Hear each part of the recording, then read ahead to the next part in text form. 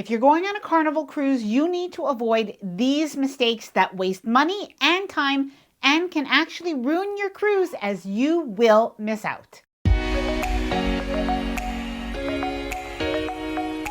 Hi there, I'm Ilana from the website lifewellcruise.com. Welcome back to my channel. Now, I recently came back from my third Carnival cruise, but my first Carnival cruise was over a decade ago, so there were a lot of things that I did not know. All that to say, even though I did a lot of research, there were still mistakes that I made that I want to let you know about so that you avoid them and that you have a better cruise. Now, by the way, Carnival has had some changes over the last year or so. So whether you're a first-time cruiser with Carnival or you're a more experienced Carnival cruise fan, there are even going to be a couple of advanced tips or mistakes to avoid in this video. Now, before I get started, I did want to mention that if you like this video, if you find it helpful, informative, or enjoyable in any way, then please do give this video a big thumbs up. I really do appreciate it. And please subscribe to the channel if you haven't done so already. Let's get started. Number one, not researching your cruise ship enough before you get on board. Now, one thing that we do before we cruise on any new ship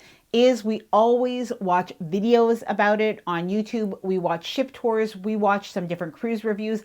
I go to the cruise line website and I check what are some of the restaurants that are included, like all of those different things to know, because the worst thing that you can do is actually get on board your cruise ship and use the first couple of days just to figure out what's included, how many pools there are, what are some of the activities that are really must-dos. You want to know that before you get on board so that you can actually get on board and just enjoy. Number two, now this is a mistake that I actually made. It is not doing your online check-in exactly 14 days before your Carnival cruise. Now, every cruise line is different, but when you do cruise with Carnival, they open up the online check-in at 14 days before your cruise. And that is the exact same time that you can pick your embarkation time. So my mistake was that I waited until about 10 days before my cruise. And then what happened is I ended up with a late embarkation time. I think it was 1 or 1:30. Now, personally, I like to board early. It did take about an hour to board, and I felt like I kind of really missed out on those first couple of hours of my cruise where I would have explored the ship and settled in. Number three, choosing the wrong cabin. Now, if anybody tells you that you're only in your room to sleep, they are wrong, at least on the most part. And if you're a first-time cruiser, it is something that you should know that all cruise cabins are not created equal. And it really is all about location as well. So if you think that you're somebody who might be affected by motion sickness, you want to avoid the forward cabins on the ship. If you're somebody who gets a little bit claustrophobic, you don't want to be in an interior cabin where you have no window. Instead, you'll want an ocean view or maybe even a balcony where you can go outdoors. If you're sensitive to noise, and honestly, who isn't? Don't get a cabin that is above or below any of the clubs, any of the discos, even right underneath the pool, because Carnival ships are fun and they are going to get loud. Not buying the Wi-Fi or the drink package before you board your cruise. Now, this is a mistake that I made. I did buy the Wi-Fi package and I knew I was going to buy it, but for some reason I saw that it was 10% off. I didn't think that it was that much. And I just forgot about it and waited until I got onto the cruise ship. Well, you know what? I think it was $175 per person for the premium Wi-Fi. I did purchase it, and had I bought it before getting on board the cruise, I would have saved like almost $20 per person. And honestly, I just really wasted money. Now, don't worry, we are going to talk about the drinks after, including the drink package mistakes that you might be making. Not checking out the restaurant menus on Carnival's Hub app. Now, Carnival's Hub app is free for all passengers, and it's pretty good. Every single day, that menu is going to be updated. So for instance, for any of the main included dining rooms where the menu changes, you'll want to check it out every single day to see what you can perhaps order and even to make choices as to which restaurant you will go to. Speaking of restaurants and the main dining room, it's a mistake to go to the main dining room on embarkation day.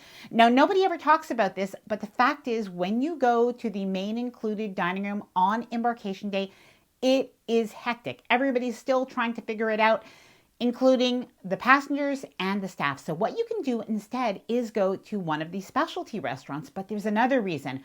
when you go to the specialty restaurant on embarkation evening, you will be offered a free bottle of wine. So honestly, it's a money saver. If you're going to go to one of these specialty restaurants anyway, you might as well go the first night. Now here's a little bonus tip and something that we found out only on this last cruise. I never had heard this before, but when you eat in the specialty dining restaurant that first night, they will also give you the option to purchase additional bottles of wine at 50% off. So we were able to buy bottles of wine that we could enjoy other evenings on our cruise at a 50% savings. Now, by the way, if you're planning your Carnival cruise and you do want to make sure that you do not forget a thing, I do have the LifeWell Cruise Ultimate Cruise Planner. Now, the LifeWell Cruise Ultimate Cruise Planner is a 47-page downloadable printable cruise planner that you could use to keep organized from the time that you book your cruise all the way through disembarkation date. Now it includes cruise packing lists, it includes shore excursion planning forms, it includes cruise countdown forms,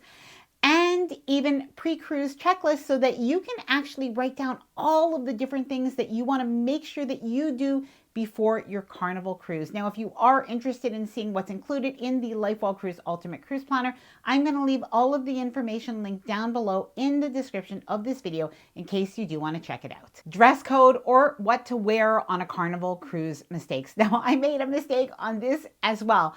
I knew that Carnival cruises are pretty casual, and they are. However, when it comes to Cruise Elegant Night, Carnival cruisers do dress up. So obviously it is up to you. There is no judgment. But if you're somebody who wants to wear an evening gown, cocktail dress, guys, you want to wear your nicest and finest suit, you can definitely do this on Carnival. And by the way, there are a lot of photo taking opportunities to take advantage of as well. Now, beyond the formal night, there is another mistake. Sometimes people think that Carnival is more casual than it is. Now, actually, one of the restaurant managers had told us that there are some people that sometimes try to go into like one of the restaurants in a bathing suit with just sort of a net or a mesh covering where it's completely see-through.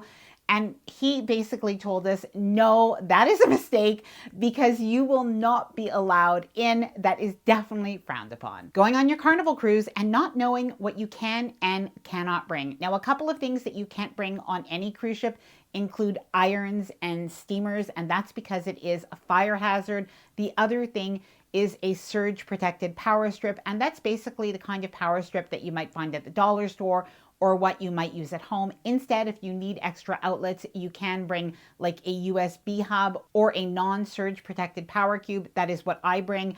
I'll leave that linked down below in the description. But in addition to that, there are some things to really watch out for.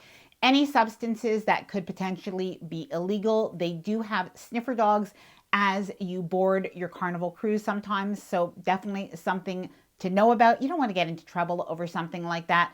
But beyond that, there are a couple of new things that Carnival has prohibited. Now, one of those is Bluetooth speakers. And the other one, it's also a very recent change, is when it comes to door decorations, leave the upside down pineapples at home. If you are on board Carnival Celebration, Carnival Jubilee, Carnival Mardi Gras, don't forget to book the Bolt Seacoaster as soon as you get on board on embarkation day. Now, these are the only cruise ships in the entire world where you can actually ride a roller coaster at sea. I think it's pretty much a once in a lifetime opportunity. If this is something that you want to do, make sure that you book it early. Not staying on ship's time when you're in a cruise port of call. Now, when we were in St. Thomas on our recent cruise, St. Thomas was actually 1 hour ahead of us, if I'm not mistaken. But basically, we were 1 hour difference from St. Thomas. Now, my phone adjusted automatically to the St. Thomas time, but Frank's phone thankfully stayed on ship time because he has it set to not update automatically. Now, you want to make sure no matter what, that you always stay on the ship time and you do return on time. Buying the Bubbles package on your Carnival cruise. Now, I would so skip this, but I will tell you why. Carnival allows guests to be able to bring, I think it's 12 cans of soda per person on embarkation day. And we saw so many people doing this. So unless you're really drinking more than that, it's just not worth it. Bring your own on and you can actually put them in your little mini fridge in your cabin. Now, speaking of drink mistakes not to make on the first day of your cruise, Carnival allows you to bring wine and champagne, 1 bottle per adult on embarkation day. So that's a great way to save money as well. It's a mistake to go to Carnival's buffet. Now, especially on some of those bigger ships, you just have much better options. And I have to tell you, something that really surprised me on our Carnival cruise is how good the casual food was. Now, I'm talking about Guy's Burgers. I'm talking about Big Chicken. I'm talking about Blue Iguana, which, by the way, amazing breakfast burritos, and the shrimp, if you want like a shrimp taco for lunch, just fabulous. Pig and Anchor, the pizza, and the deli. There are so many amazing choices, and even the Sea Day brunch on Carnival. Oh, and another mistake is thinking that Carnival's midnight buffet is like the old midnight buffet. Now, there's nothing wrong with it if you are in the mood for some late night snacks. Now, don't have high expectations, but it still is some free food to eat at night. Not taking advantage of Carnival's free continental room service breakfast. Now, so many people don't know that this is included. Now, you can't fill out a card and put it on your door if you're a past Carnival cruiser and you've done that in the past. You cannot do that anymore, but you can use your phone and you can call room service. And what we did every single night of our cruise is we called room service and we placed an order for the next day. Now, it is only continental breakfast, so basically it's danishes, it's fruit, it's yogurt, it's cereal. We thought it was really good. Coffee, tea, juice. So I would definitely take advantage of that so that you don't miss out. Not going to the popular shows 30 to 40 minutes before. Now, people complain about the lack of seating at a lot of the Carnival shows, but it really is that the entertainment is that good. So if you really want to see a show, be there early. Not booking your shore excursions before your cruise and thinking that you're just going to wing it in every port. Now, honestly, you can do that, but that is the best way to not really enjoy the ports of call. You don't want to do that. You have a limited amount of hours in that cruise port. Now, you can book your shore excursions with a cruise line. That is going to be your easiest option, especially if you're a first-time cruiser, but it won't necessarily be the cheapest. Now, the other option is research your cruise ports, and you can do it on your own. Many cruise ports are relatively easy if you're just walking around the port, or maybe you're going to a local beach. Not all, by the way. Or you can book your excursion with an independent tour provider. Now, you want to be careful with these because you do want to make sure that you do get back to the ship. However, there are some really reputable third-party tour providers. I'm going to leave my own personal recommendation that we use in case you are interested, linked down below in the description of this video. Not asking for a paper menu. Now, you can find all of the menus, like I mentioned, on the Hub app, but a lot of people, even me, I sometimes like to look at a physical menu. Do you know what? You can ask for this. These are available at all of the different restaurants. And by the way, if you are vegan, if you are gluten-free, there are special menus for you to just ask. Not doing and looking out for the fun ship stuff. Now, Carnival is known as the fun ships, and honestly, that is what you're going to get. So you might as well get into that mindset before you go on the cruise. So that includes attending the very fun sail away party. It is very fun. Now, you might also want to even buy matching cruise t-shirts if you're going with a big group. A lot of people do that on Carnival. Now, look out for the towel animals. Not only will you have towel animals in your cabin that your room attendant will leave,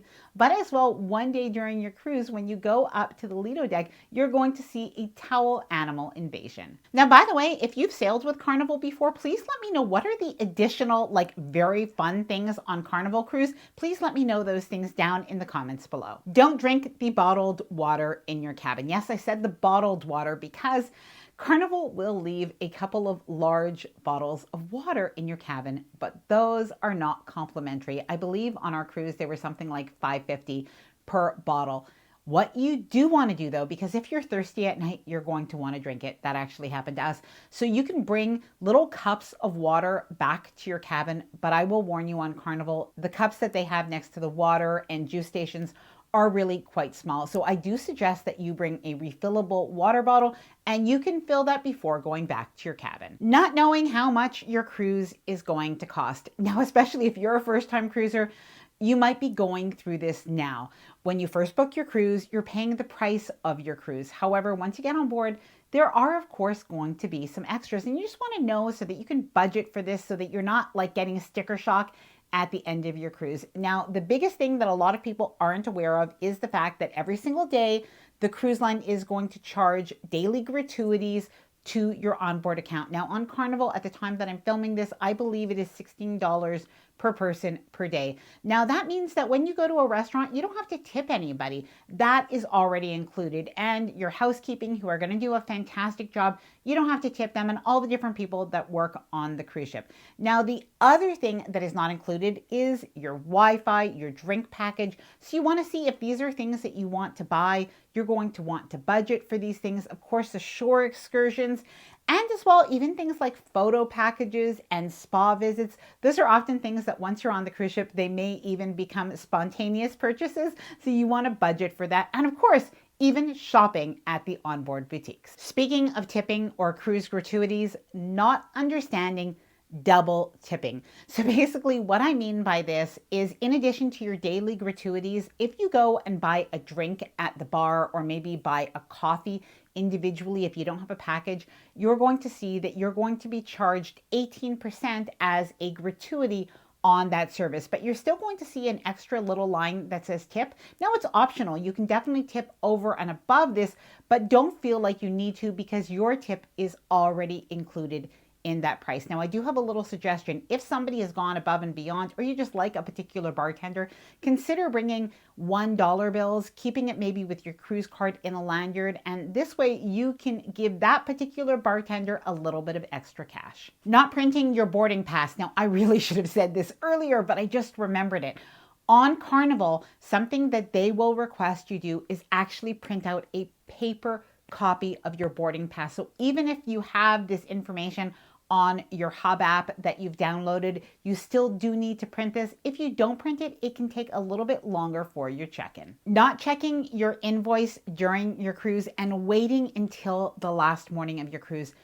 Big mistake. Firstly, guest services is always going to have a very big line on the last day of your cruise, and by the way, on the first day of your cruise as well, so you want to avoid this.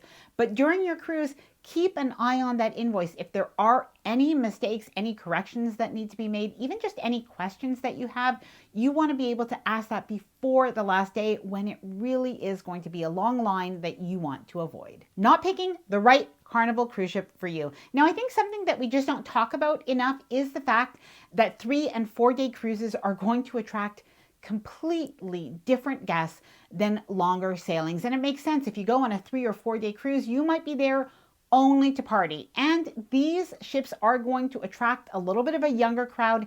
And if that is not you, you probably do want to avoid them and instead go for a cruise that is 7 nights or longer, even ideally on a newer ship where you can have oftentimes the best entertainment, onboard attractions, and truthfully, the best food. Now I'm going to leave all of the information about the LifeWell Cruise Ultimate Cruise Planner linked down below in the description of this video.